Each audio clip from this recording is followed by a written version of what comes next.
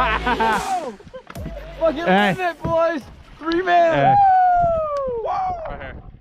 How's it going, everybody? I'm Noel from Midwest Duckmen. Today we're going to go over how to take apart your Stoeger M3000. This goes for the V1 and the V2. If you're not sure whether you have the V1 or V2, here are some key characteristics that would decipher which one you have. So the V2s, which is what I got in front of me here, has a round charging handle instead of the paddle. You have the oversized release and the oversized safety. Those 3 things right there are the main differences between the V1 and V2, other than a couple other just characteristics that are very cosmetic. So let's go ahead and dive right into this. Step 1, make sure that your firearm is empty. Alright? Also, make sure it's on safe. You're going to take off the retaining nut. Set that off to the side. We got the duck plug here at the end. Go ahead and pull that out. Set that off to the side. Next, we're going to take the barrel of forward grip here off the grip. You're going to pull down the charging handle about halfway-ish, and then simply just pull it apart, just like so. Set the receiver side off to the side, and then we have the barrel and the grip. This is going to come apart by pulling down and out in the same fluent motion, like so.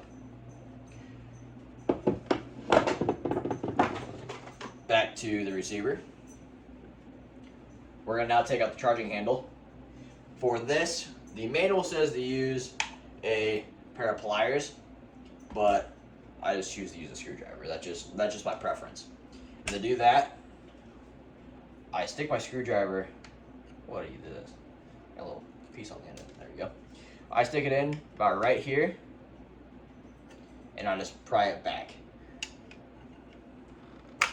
just like that. Then you should be able to push down here, and that'll pop out. And I'm putting all my pieces inside of a little tray here. So from here, you're going to go ahead and slightly pull out that. Bolt carrier comes off. Little rail deal comes out. Spring comes off. Little plastic piece comes off. And that would be as far as you're going to go for a field strip. If you're out in the field, this is all you really do. You can clean out any debris and lube it all back up. For a full teardown, we're going to take out the trigger assembly, and we're also going to take apart the bolt. Now to take the trigger assembly out, you're going to need a little pin of a sort, and either just the end of your screwdriver or even a little mallet or a hammer. To do that, you have 2 sides. You have the right hand side with the ejection port, and you have the right hand side with the ejection port, and you have the left hand side with just the flat receiver. There you're going to see a tiny little pin right there. It's black. You're going to take your pin, you're going to put it right here at the end, and you're going to hit it until the other side of that pin pops out. So I just gave a little tap there, and it's already starting to come out. You can then push your thumb on the bottom of the trigger guard, and this should just pull all the way out. And this, just nice and easy, pulls down and up and out, just like so. So there is your trigger assembly there. So from here you can get cotton swabs and CLP and get that nice and clean. We have the bolt carrier. So make sure before you take anything apart, firing pin pushes in and out easily. Oakley's making a bunch of noise over there. Oakley, hey, will you be quiet? I'm busy. And then you have your actual bolt itself. It goes down and twists. So first, we got to remove the firing pin. So go ahead and grab yourself a little punch with a little bit of a neck to it. And the screwdriver, simply just go like that, and you'll start to see that right there you have a gap. From there, you can either use your finger, but I'm going to go ahead and use a screwdriver here. And I'm simply just gonna reach under here and very carefully start pulling that up like so. Make sure you keep your finger on top of the end of this firing pin. That way it doesn't go shooting out due to the spring that's in there. Set that off to the side. Very carefully, you're going to release that. There it goes, popped out. You're going to pull out the firing pin along with the spring. Those do separate. I don't recommend taking them apart unless you're going to clean the firing pin itself. So now you can see that this does not come back out on its own. Next, we are going to take the actual bolt out. Same principle. Little hole right there. There we go. Grab those pliers that you had here off to the side. Just very carefully grab the end of this, very tight. That way it doesn't slip off and get it all scratched and manged up. You're just gonna pull it out about that far, and that should slide right out. There it is. Got it out. Then inside you have your inertia spring. And that is the full tear down. Got all the pieces here in front of me, so we'll go ahead and put it back together.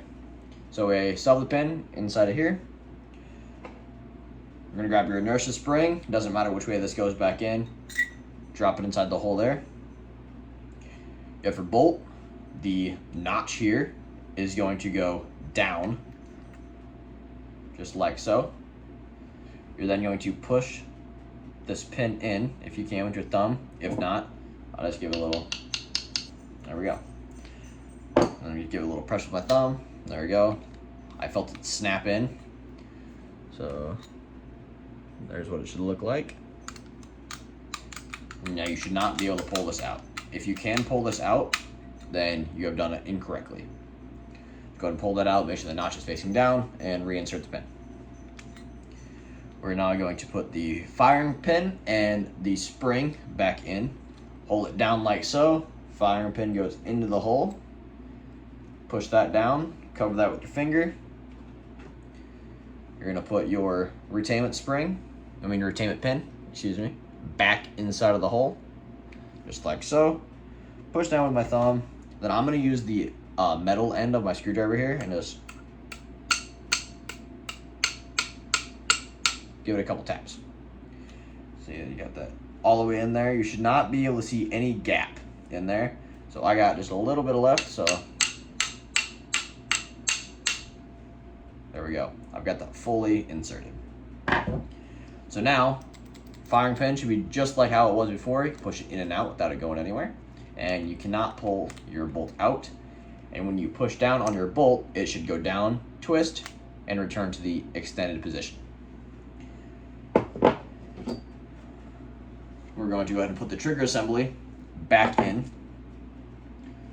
So you got a little notch here on the end. Simply just slide it in like so. And you're just gonna push down, just like that. Grab your pin. Go ahead and slide that in there. Give that a hit with your hand. Just go in and you should be able to see the pin on the other side, just barely poking out of the other side of the receiver.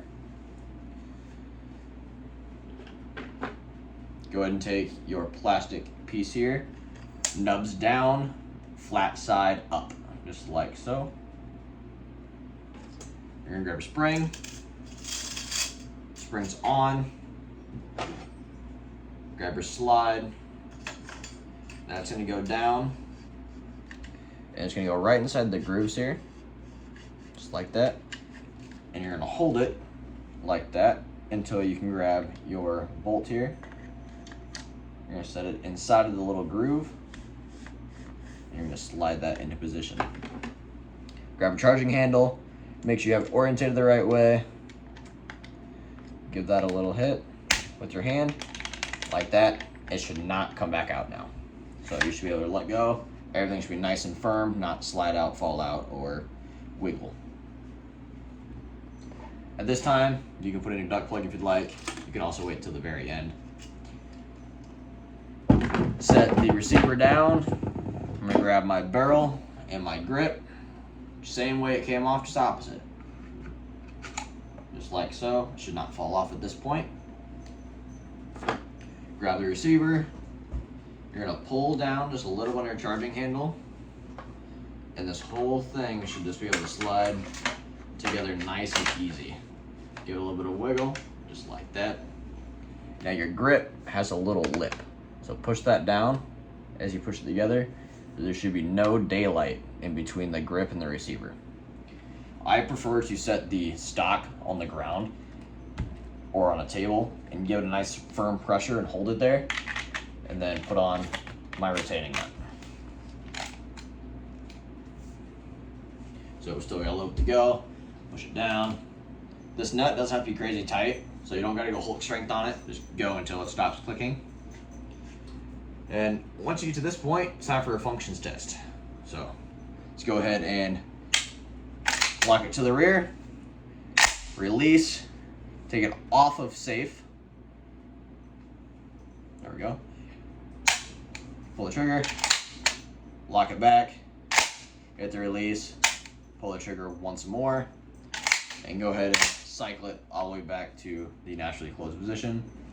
And if you have gotten that far and everything seems to be doing the way that I have demonstrated, then you have successfully put your Stoeger M3000 back together properly and have completed a basic functions check. So I hope you guys enjoyed today's video. Hope it was very informative to some that had some questions. If you have any questions for us, you can email us, PM us on Facebook, write a comment down below. If there's anything else you want to see us take apart and put back together, just shoot us a message or comment down below. Like I got my 870 Express and we got Todd's over under, we could go over. We can even grab the V1 Stoeger M3000, take that apart, even though it's the same. But if you just want to see that, we can definitely do so. So be sure to like, comment, subscribe, share with your friends. Let us know if you found this video helpful. And hunt smart, hunt safe, and see you on the marsh.